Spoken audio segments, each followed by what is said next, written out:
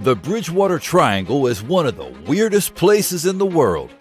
We're talking UFOs lighting up the night sky, shadowy figures creeping through the woods, and legends that'll straight up fuck with your head. You got hauntings, multiple types of cryptid sightings, and stories so insane they'll make your average ghost story seem like a goddamn nursery rhyme. Why the hell does this 220 square mile patch of Massachusetts attract all this crazy? Is it cursed? Is it some vortex of paranormal energy? Or just an area where a bunch of folks see what they want to see? Well, buckle up, because we're diving headfirst into one of the freakiest shit shows in the U.S. Let's see what's really going on inside the Bridgewater Triangle. Spoiler alert, it's gonna get fucking wild. The Bridgewater Triangle is one of those places that's just dripping with mystery and fucked up vibes. Nestled in south central Massachusetts, this place feels like it was custom made to screw with your head. Think of it as Massachusetts' own Bermuda Triangle. Or hell, even the Alaska Triangle. I've done banging ass videos on each of those. I'll leave the links down in the description. But instead of getting lost at sea or freezing your ass off, you're smack in the middle of dense forests, murky swamps, and quiet little towns that seem like they're hiding something. And honestly, they 100% are. Geographically, this area is shaped like an acute triangle, with the northeastern tip planted in Abington, the southeastern corner in Freetown, and the southwestern point hanging out in Rehoboth. Inside those boundaries, you've got towns like Bridgewater, Taunton, and West Bridgewater, alongside creepy-ass landmarks like the Freetown Fall River State Forest and the infamous Hockomock Swamp. Oh, and don't forget the rivers and lakes weaving through the area, giving everything an extra layer of eerie, dark fuckiness. This isn't just some sleepy region in New England either. The Bridgewater Triangle is alive in the weirdest ways, filled with history, urban legends, and a shroud of mystery that, like your mom, just won't quit. If you've got the guts to dig into what makes this area tick, get ready, because this triangle is a whole different beast entirely, and we're fixing to fuck with it. The history of the Bridgewater Triangle is as fucked up as it gets, and it all starts with one hell of a bloody legacy. The term Bridgewater Triangle didn't even exist until the 1970s, when a paranormal investigator named Lauren Coleman started investigating all the weird shit going down in the area. After a deep dive into all the paranormal activity, he mapped out a triangle where all the crazies seemed to concentrate. From that moment on, this region of Massachusetts earned its infamous name. But here's the thing. This place's dark-ass history goes way, way back. Let's start with the Wampanoag Indians, who lived there long before anyone thought about naming triangles. The Hockomock Swamp, aka Devil's Swamp, was sacred to them. The word Hockomock translates to the place where spirits dwell. And they weren't fucking kidding. Between 1614 and 1620, the Wampanoag population dropped from 12,000 to just 2,000 thanks to disease ripping through their villages. Then there's King Philip's War. This bloody conflict kicked off in 1675 after the murder of Christian Wampanoag John Sassaman. He turned on his own people and warned the Plymouth colony of an impending Indian attack. When the English hanged 3 Wampanoag for the crime, It was game on. The war, led by Wampanoag chief Metacom, anglicized to King Philip, was brutal as hell. Entire towns were wiped out. Women and children slaughtered in cold blood, and horrible atrocities committed on both sides. It's been called the bloodiest per capita war in American history. And honestly, it shows. The legacy of all that fucking bloodshed has seeped into the Triangle's haunted reputation. Oh, and don't forget Anawan's Rock, where Metacom's successor, Chief Anawan, surrendered to the colonists after a final stand. Anawan handed over sacred items, including Metacom's legendary wampum belt. But he was eventually betrayed, beheaded, and his head put on display for 20 years. People say his spirit still lingers, with phantom tobacco smoke and ghostly footsteps, giving visitors a healthy dose of what the fuck was that? Between the war, the betrayal, and even ancient burial grounds in the Hockomock Swamp, this place has been steeped in tragedy for centuries. No wonder it's so goddamn haunted today.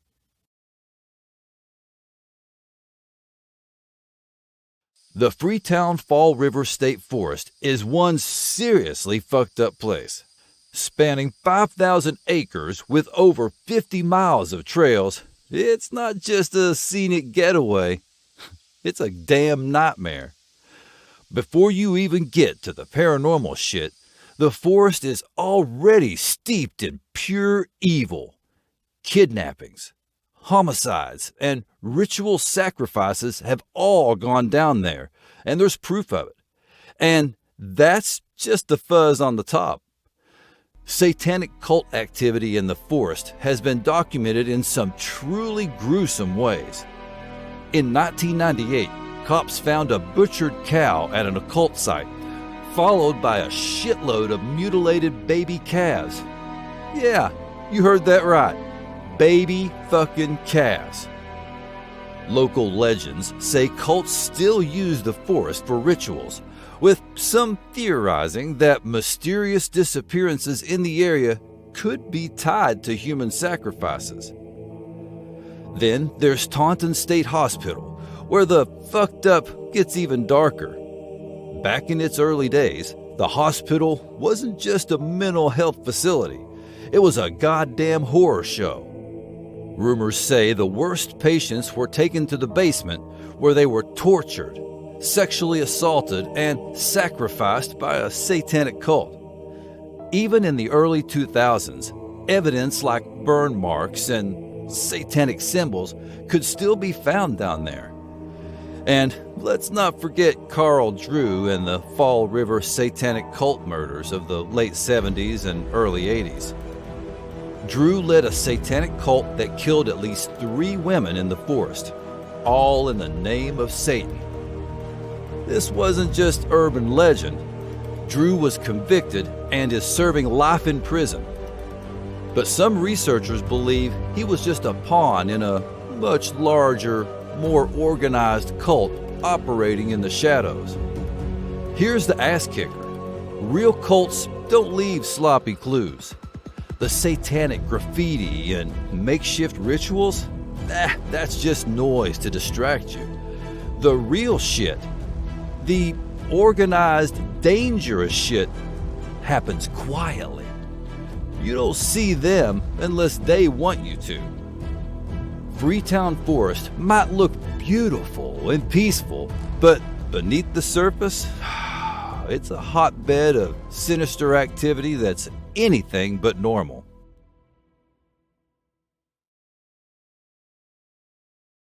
The Bridgewater Triangle isn't just a hotbed for cryptids and creepy disappearances. It's also got some of the most fucked up ghost stories you'll ever hear. Let's start with Route 44 and its infamous red-headed hitchhiker. Picture this. You're driving down a lonely stretch of road late at night when you see a man standing by the side of the road. He's got red hair, a red beard, a flannel shirt, and an unsettling vibe. You pull over because you're nice, or like taking risks, and he gets in. He says he's going down the road about 15 minutes. A minute later, when you try to strike up a conversation, he's gone. Poof. Or worse, he starts laughing at you, a guttural, maniacal laugh that makes your skin crawl. People swear this hitchhiker is real, 3D, the works, and if you're unlucky enough to pick him up, you'll never forget it. Then there's the tragic murder of 15-year-old Mary Lou Arruda on September 8, 1978. Her abduction and brutal killing shocked the community, and her spirit is said to linger as if seeking justice. Many folks feel a chill when they're near the spot where her body was found, as though the very ground remembers the horror of what happened there. The ghosts don't stop there. Oh, hell no. On Breakneck Trail, hikers have reported seeing the shirtless, shoeless apparition of a Native American man. He doesn't just walk, he fucking floats, running a few inches off the ground before vanishing into thin air. A similar specter was seen near Slab Bridge Road, this time glowing with an eerie blue aura. Bridgewater State University is another paranormal hotspot. Woodward Hall has tales of radios that answer questions. The ghost of a girl that died in a dormitory blaze is heard screaming, "Fire! Fire!" She's said to be tied to the fire that destroyed the old dorm in 1924. In Shea Durgan Hall, a ghost on the 5th floor rearranges furniture and stacks trash cans, while phantom screams of a choking woman sends shivers down spines throughout the hall. And let's not forget George, the theater ghost in RCC Auditorium, who loves stealing scripts and fucking with the lights. The haunted chair in Mayflower Cemetery in Taunton is yet another eerie landmark. Dedicated to Pearl E. French, a 3-year-old child who died tragically young. The chair is said to rock on its own, glowing faintly at night. Visitors report a heavy, uneasy feeling and often leave teddy bears or flowers at her grave. Taunton State Hospital, with its dark history of mental health treatment and rumors of satanic rituals, adds to the triangle's terrifying lore. Cold spots, ghostly tugs on clothing, and an overwhelming sense of dread plague anyone who dares to explore its abandoned halls. Even the old Hornbein School in Rehoboth has its share of hauntings. Ghostly faces stare from the windows at night. The front door opens and closes all by itself, and phantom knocks echo through the empty building. The Bridgewater Triangle is a place where ghosts fuck with the living at every turn. Whether it's stalling cars, shadowy figures stalking hikers, or the whispers of ancient curses that refuse to fade. If you're looking for a slice of hell on earth, congratulations, you sure as hell found it.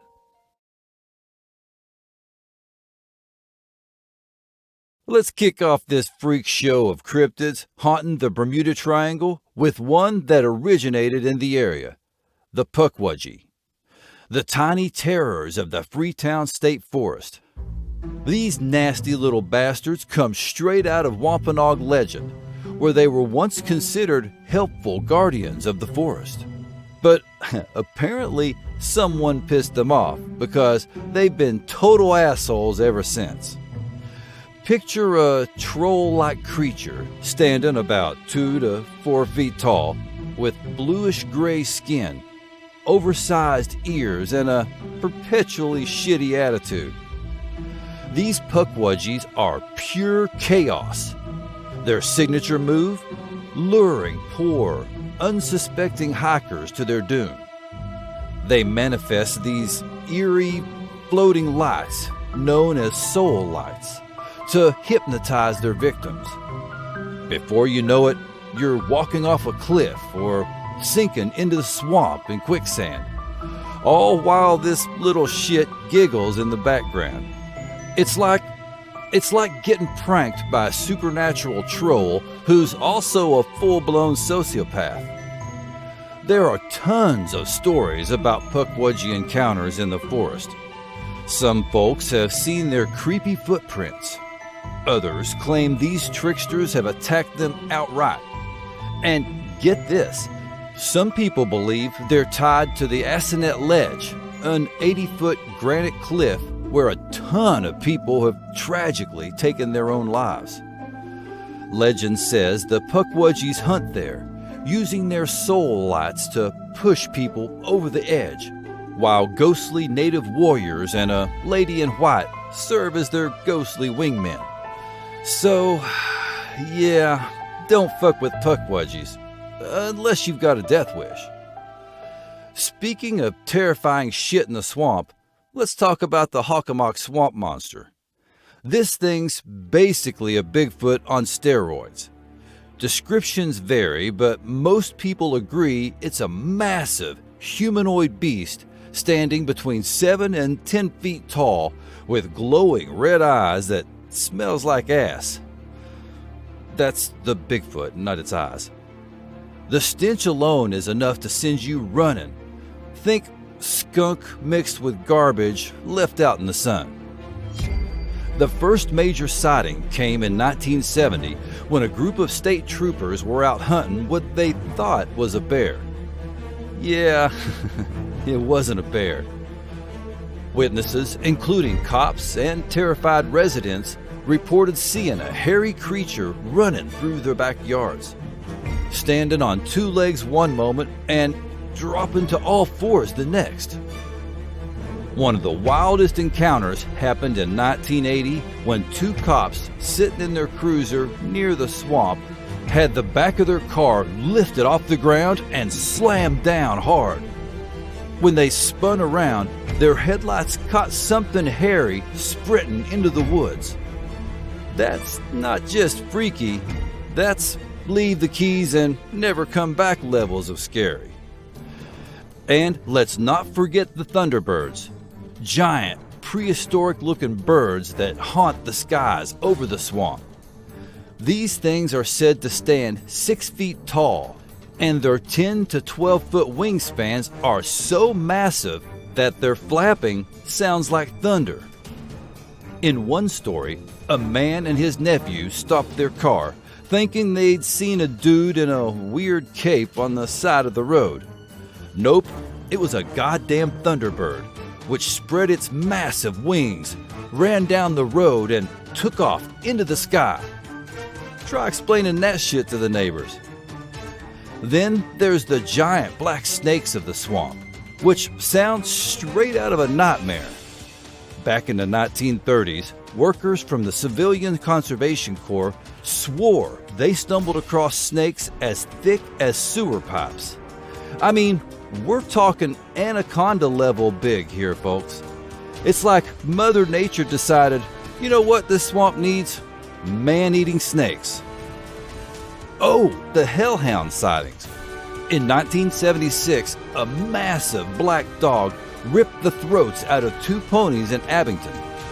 Witnesses described it as bigger than the pony, with an aura so menacing people armed themselves and refused to let their kids play outside.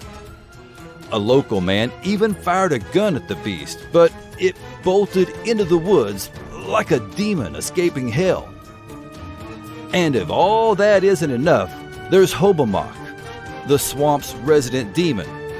This Native American spirit is said to be the literal embodiment of death. Hobomok doesn't just kill you, he fucks with you first. He's known for stealing eyelids so victims can never sleep, twisting their feet to make people lame, and luring victims into the swamp where he presumably finishes the job. The Bridgewater Triangle is basically a cryptid buffet. Bigfoot, Thunderbirds, Hellhounds, and Puckwudgies all battling for the title of most likely to ruin your shit. If you're looking for a stroll through the woods, pick literally anywhere else. Here, every step could lead you into the jaws of something straight out of your worst nightmares.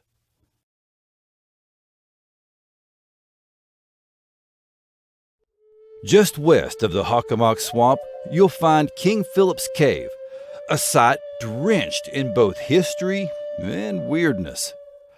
This was where Metacomet, or King Philip, the Wampanoag leader, hid out during the final days of his bloody war against the Puritans in the late 1600s. Now, you'd think a cave like this would be a historical relic, but nope, it's a hotspot for all kinds of supernatural chaos. Visitors report seeing flickering spook lights hovering in the skies, hearing distant chanting and the eerie beat of drums, and even encountering full-bodied apparitions decked out in traditional Wampanoag attire. It's like the ghosts of the past are still pissed off. Then there's the Devil's Footprint, another creepy-as-hell mystery tied to the Bridgewater Triangle. This ominous mark, measuring 16 inches long and 8 inches wide, is sunk into the rock near Norton. According to legend, this is where the devil himself left his stamp after cutting a deal with the local Native American tribe. Supposedly, he promised to help them crush the Europeans in exchange for their souls. Paranormal junkies have tried for years to explain the footprint, how it got there, who the hell left it, but nobody has a solid answer. Despite being in a bitch of a location to reach, the site still draws in ghost hunters and curious thrill seekers, all eager to figure out whether it's really Lucifer's size 13S immortalized in stone. The Dighton Rock is one weird-ass mystery smack in the heart of the Bridgewater Triangle. Picture this, a 40-ton boulder chilling in the Taunton River in southeastern Massachusetts, covered in a bunch of bizarre markings that no one, and I mean no one, can figure out. We're talking geometric shapes, human-like figures, and strange-ass lines. Theories? Oh, they're all over the fucking place. Some folks think Native Americans carved the markings. Others say it was ancient civilizations like the Vikings or even the goddamn Phoenicians. And, of course, there's the inevitable aliens did it crowd. The first recorded mention of this rock dates back to 1680, when some uptight Puritan minister, John Danforth, took one look and decided it had devil vibes. Over the centuries, linguists, archaeologists, and every wannabe Indiana Jones have tried to crack the code. But the rock isn't spilling its secrets. Instead, it's left behind a trail of speculation about who might have been stomping around here way before Columbus. Oh, and the paranormal shit? Yeah, Dighton Rock's got that too. Shadowy figures creeping around the area.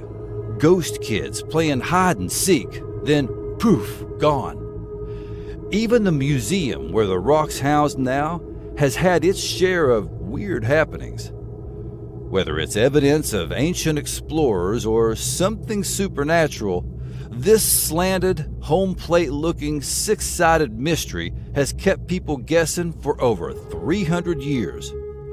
One thing's for sure, this rock is the ultimate middle finger to everything we think we know about history. Anawan Rock in Rehoboth is one seriously creepy spot with a whole lot of history, and a shitload of lingering spirits, apparently. Named after Chief Anawan, a Wampanoag leader, this rock marks the spot where he surrendered to English colonists on August 28, 1676, effectively ending King Philip's War. But let's be real, the vibe here screams anything but closure. People say the spirits of Native American warriors still haunt the area, and visitors have reported all kinds of freaky shit. For starters, some folks claim they've seen full-on ghostly reenactments of the last battle, complete with war cries and musket fire echoing through the air. Yeah, you heard that right. Fucking musket fire. And then there are the unexplained lights. These weird-ass orbs and streaks of light pop up around the rock, darting around like they've got somewhere to be before vanishing into thin air. Are they spirits? Aliens? Who the hell knows? Paranormal investigators love this place. EVPs, electronic voice phenomena, recorded near the rock have picked up what sounds like Native American chanting and drumming. Even freakier, the noises seem to come from the rock itself. If that doesn't make your skin crawl, I don't know what will. Anawan Rock isn't just a historical site. It's like stepping into a living, breathing ghost story. Whatever is going on here, it's loud, it's eerie, and it's definitely not done with us yet. The Freetown Fall River State Forest is packed with creepy-ass spots, but Profile Rock might just be the weirdest of the bunch. This big rock formation looks like the profile of a man when you catch it from the right angle, and it's tied to some heavy history from King Philip's War. According to legend, this is where King Philip himself, the Wampanoag leader, went when he realized he was about to get betrayed. So here's the deal. One of his close allies was about to sell him out. Philip supposedly knew it, so he climbed up to Profile Rock, which at the time resembled his dad, Massasoit. He sat there and prayed his ass off, begging for the inevitable not to happen. Legend says Massasoit's spirit appeared to him and laid it all out. The war was ending. Philip would be killed in days, and there wasn't a damn thing he could do about it. Now, the place is a paranormal hotspot. People see ghost lights dancing around, phantom fires flickering in the darkness, and even a transparent figure chilling on top of the rock. Sometimes it's just a shadowy person who vanishes into thin air. Others report hearing war cries echoing from the top of the rock, as if the forest is replaying its tragic history. Whether it's spirits, echoes of the past, or something weirder, Profile Rock is not fucking around.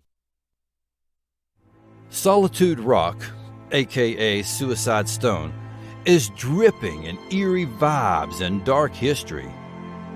The story kicks off in 1916 when Evelyn Packard, a Brockton local, vanished while rowing her canoe down the Bridgewater Town River. The cops scoured the woods for days, but all they found was her abandoned canoe. Foul play was suspected and a massive manhunt unfolded. Here's where shit gets wild.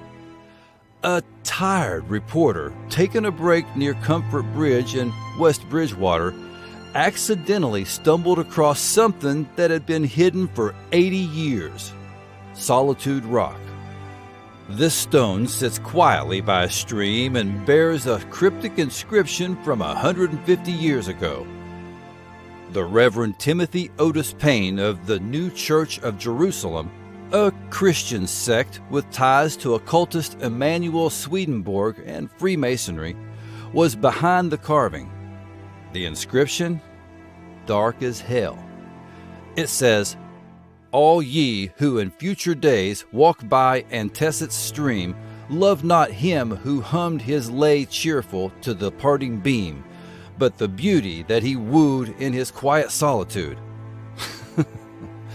I have no idea what that means, so I looked it up.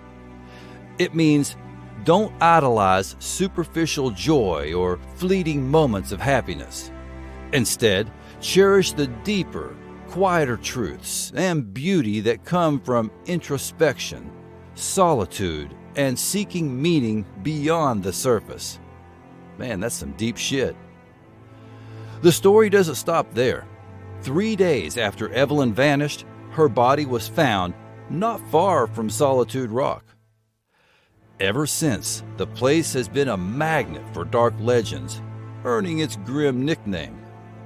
People say the area radiates death and despair, and honestly, with its creepy-ass history, it's hard to argue with them.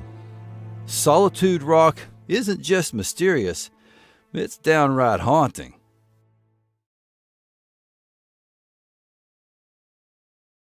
The Bridgewater Triangle's UFO sightings go way back, like way back, to 1760, when the first recorded sighting happened. That alone should raise some eyebrows, right? But shit really started heating up in the 20th century. In 1942, a local newspaper reported a bizarre incident on November 4th. Objects described as parachutes, but weren't actual parachutes, were seen descending into the Freetown forest. A bunch of locals swore up and down they saw the exact same thing, and the cops even combed the woods looking for whatever had landed.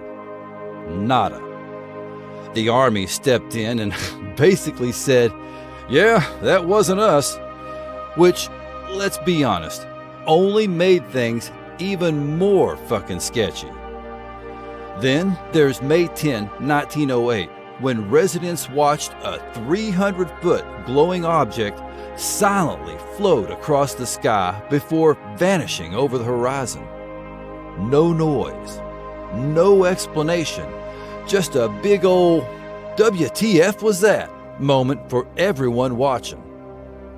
Fast forward to 1968, and 2 Mansfield cops spotted a 213-foot triangular craft hovering over the town. They felt static electricity buzz through the air as the thing passed over them. Turns out, they weren't alone.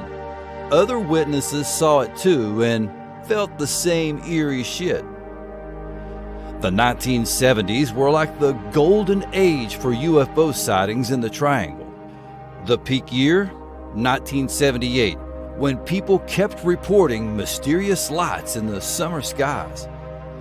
On March 23, 1979, 2 WHDH radio reporters, Jerry Lopes and Steve Sprazia, were driving near the Raynham dog track when they saw something straight out of a sci-fi movie.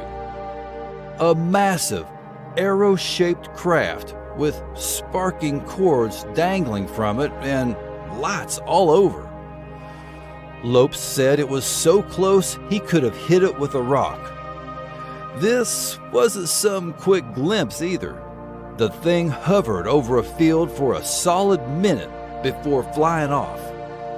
People all over the area claimed they saw it too, and decades later, both men still swear it was something otherworldly. Fun fact, Lopes, an Air Force vet, flat out said, "That shit was not one of ours." In 1973, diners at a Rehoboth restaurant were left scratching their heads when the power cut out, and 2 perfect circles were found in the dirt out back.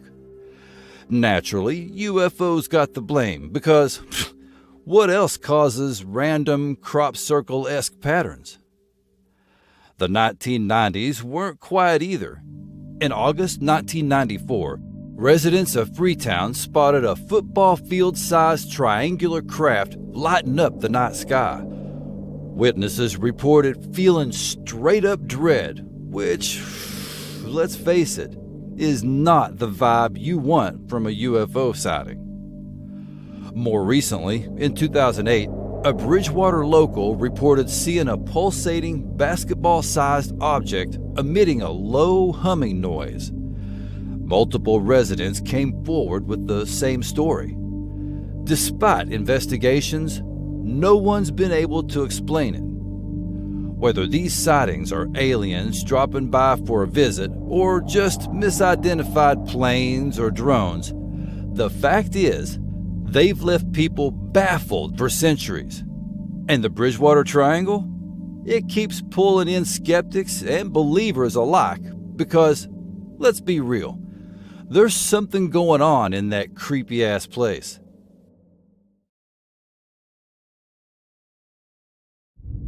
The Bridgewater Triangle has a rep for some seriously creepy shit. But the unexplained disappearances?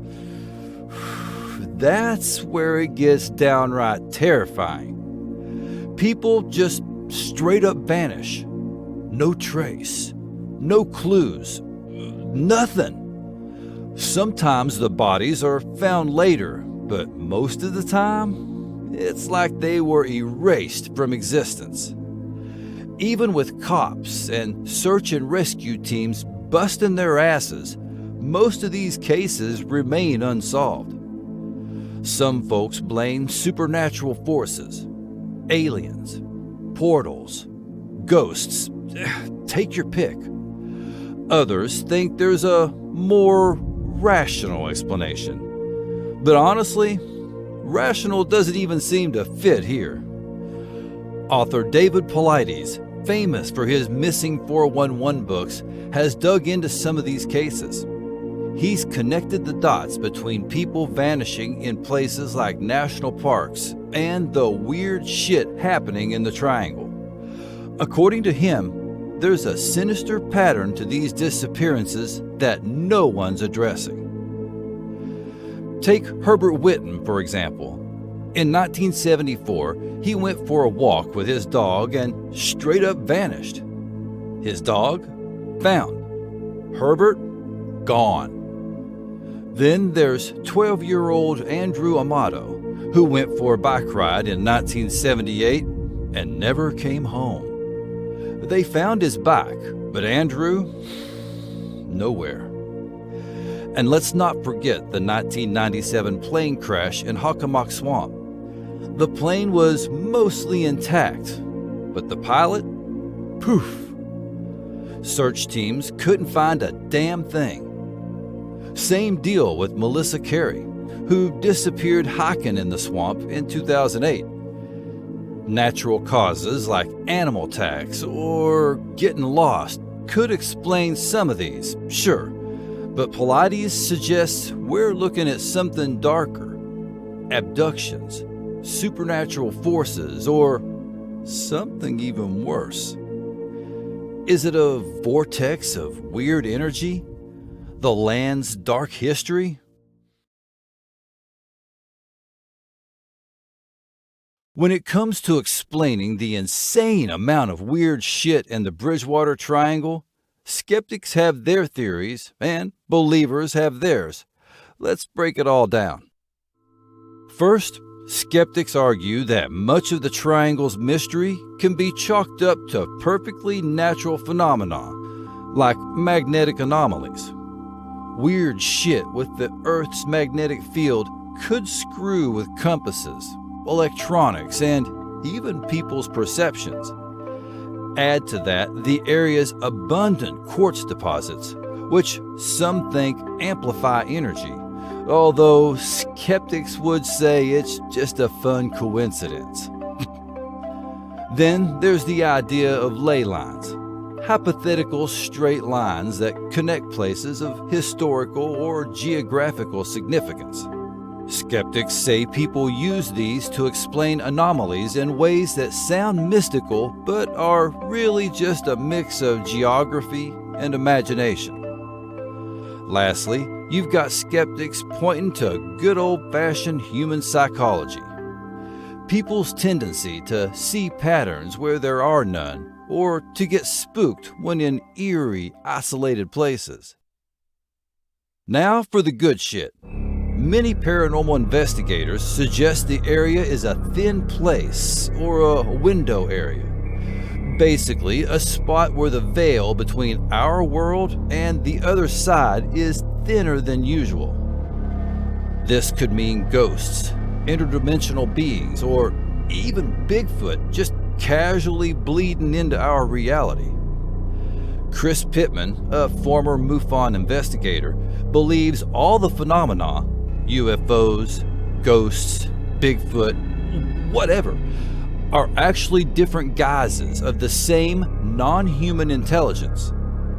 According to him, these entities adapt their appearances based on what's most believable to the witnesses of the time. Some legends say the area's dark vibes are due to a curse.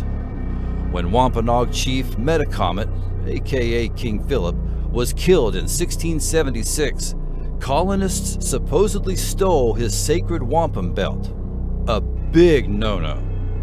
It's said this act unleashed a curse that still lingers, amplifying all the bizarre activity. On top of that, satanic rituals performed in the area might have opened a portal to some dark-ass shit, allowing demonic entities to bounce right in. Whether it's magnetic anomalies, curses, or interdimensional assholes, one thing's for sure: the Bridgewater Triangle is fucking weird.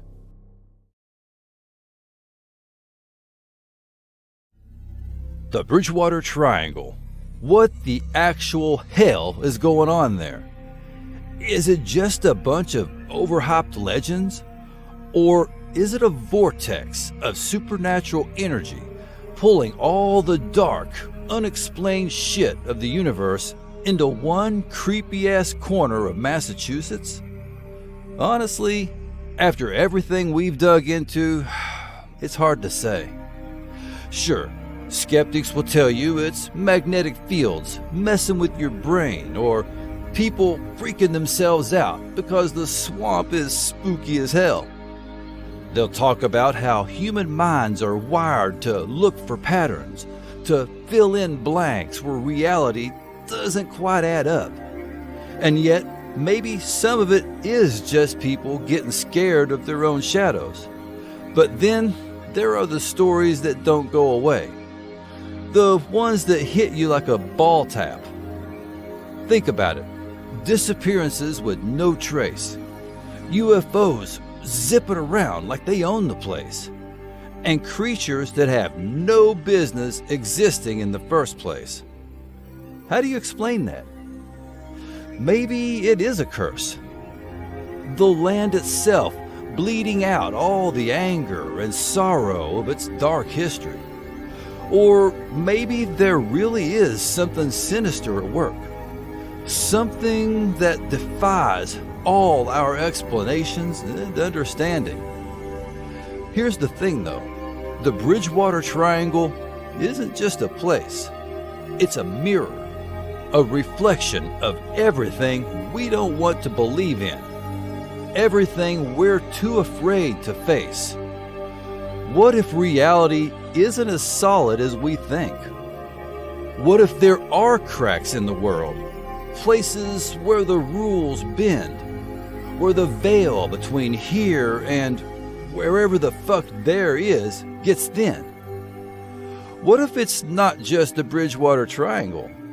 What if there are other places like it, scattered across the planet, lying in wait for someone to stumble across them? Maybe they don't want to be found, or maybe they do. So the next time you're walking through the woods and you feel that cold shiver crawl up your spine, maybe think twice before you shrug it off. because sometimes the darkness isn't just in your head, it's staring right back at you. If you dig this video, tap that like button and subscribe. That way you won't miss out on more of my fucked up commentary.